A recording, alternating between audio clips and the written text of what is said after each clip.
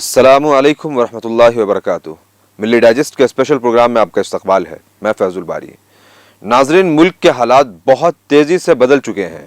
पहले मुसलमानों को मारने की, उनके कत्लेआम की और उनके जोनेसाइड की बातें स्टेज से हुआ करती थी और हिंदुत्व दहशतगर्द तंजीमों के स्पीचेस में हुआ करती थी, मगर अब हालात ने बहुत तेजी से करवट ले ली है।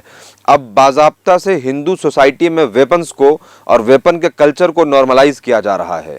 आए दिन कहीं ना कहीं किसी न किसी फॉर्म में, किसी न किसी तरीके से, किसी न किसी सोर्स से हमें सैफरॉन रुमाल लपेटे हुए, हाथ में तलवार और तमंचा लहराते हुए इन दहशतगर्दों की वीडियोस और इमेजेस मिल जाएंगी।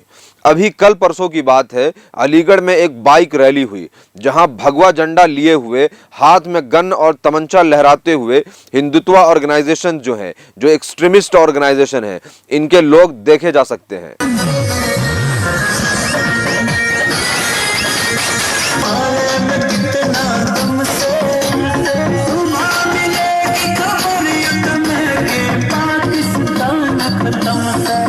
लास्ट वीक केरल में भी विश्व हिंदू परिषद की विमेंस विंग दुर्गा वाहिनी की एक जोरदार रैली ऑर्गेनाइज की गई, जिसमें भी आप देख सकते हैं कि उन्होंने हाथों में हथियार लिया हुआ था, तलवार लिया हुआ था और उसका प्रदर्शन कर रहे थे। इसी तरह कर्नाटक से कई सारी हथियार प्रदर्शनी की और रैलीज की और प्रोग्राम ऑर्गेनाइज करने की खबरें आती हैं। पूर्णिमा बारीमानी विश्व हिंदू परिषद के विमेंस विंग की दुर्गा वाहिनी की प्रोमिनेंट एक्टिविस्ट हैं, जिन्होंने एक स्कूल के सामने की तस्वीर शेयर की जिसमें चंद लड़कियां हाथ में तलवार लिए हुए खड़ी हैं। सबसे जो नोटिसेबल चीज है वो ये है कि इन्होंने एक तस्वीर पोस्ट की है ताजमहल की, जिसको एडिट किया गया है और उसके व्हाइट कलर को चेंज करके अब उसे सैफरॉन कलर में तब्दील कर दिया गया है। अगर आप इसको गौर से देखें तो इसके ऊपर एक भगवा झंडा लहरा रहा है और सबसे जो अफसोसनाक चीज ये है कि इस तस्वीर को आप देखेंगे तो आपको बाबरी मस्जिद की जो शहादत की जो ताबनाक झलक है उसकी याद आ जाएगी। 2 हफ्ता पहले मध्य प्रदेश के मंदसौर से एक ट्रक सीज किया गया जिसमें 43 कैप्सूल्स और 51 डेटोनेटर्स थे। इतने खतरनाक एक्सप्लोजिव कैप्सूल के साथ राहुल सोलंकी और कन्हैयालाल सोलंकी को अरेस्ट किया गया।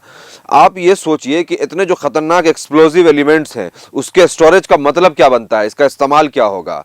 मई के फर्स्ट वीक में कोडागु कर्नाटक में साई एजुकेशनल इंस्टीट्यूट में बाजाब्ता से हथियार चलाने की ट्रेनिंग कैंप लगाई गई और फिर उसके बाद हथियार भी बांटे गए। अब आप जरा एक लम्हे के लिए रुक करके, ठहर करके सोचिए कि यह हथियारों की ट्रेनिंग और एक्सप्लोजिव मटेरियल्स का जो भंडारा है यह किस लिए है और इसका हासिल क्या है और इसकी वजह क्या है और यह क्यों किया जा रहा है।